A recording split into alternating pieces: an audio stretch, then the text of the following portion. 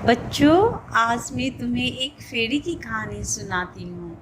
एक समय की बात है, एक किसी प्राचीन गांव की जो हरे भरे जंगल और झीलों से घिरे हुए थे।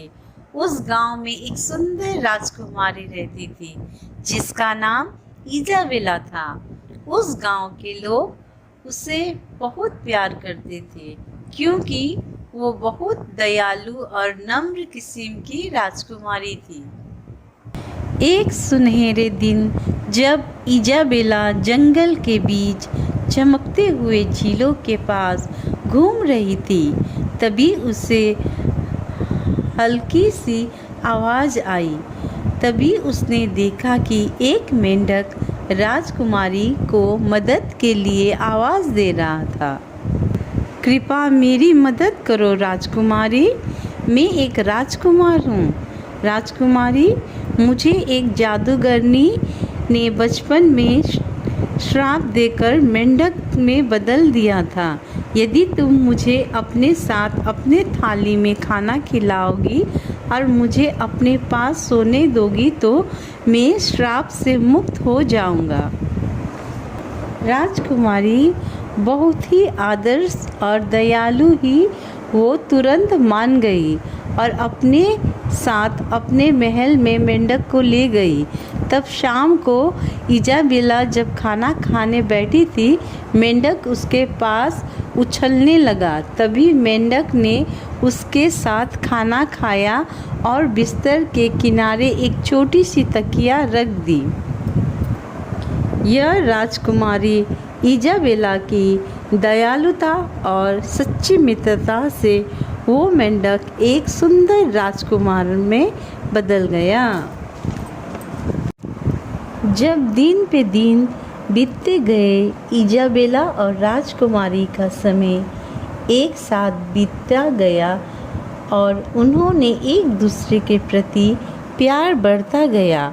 उन्होंने जादूगरनी की कहानियों को साझा किया और जादूगरनी के साथ जंगल की खोज की।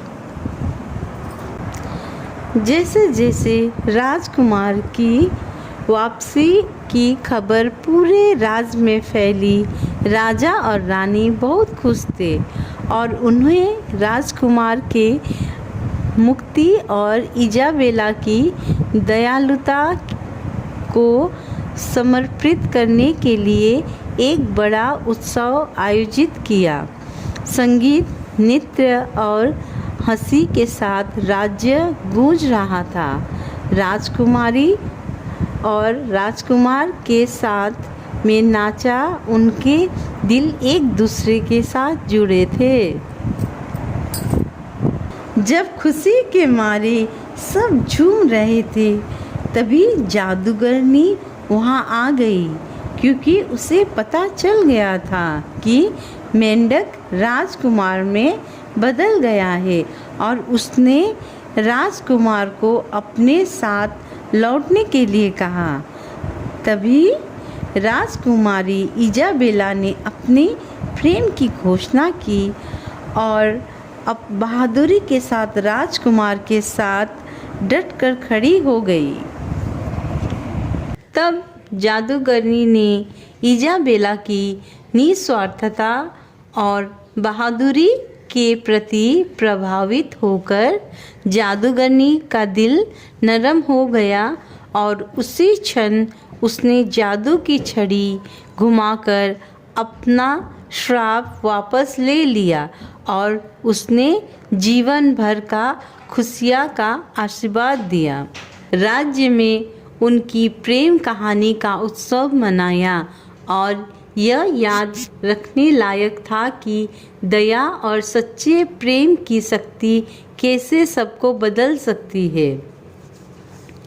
और इस प्रकार इजाबेला और राजकुमार ने प्रेम और दया के साथ राज का प्रशासन किया। उनकी कहानी हमेशा याद की जाने लगी।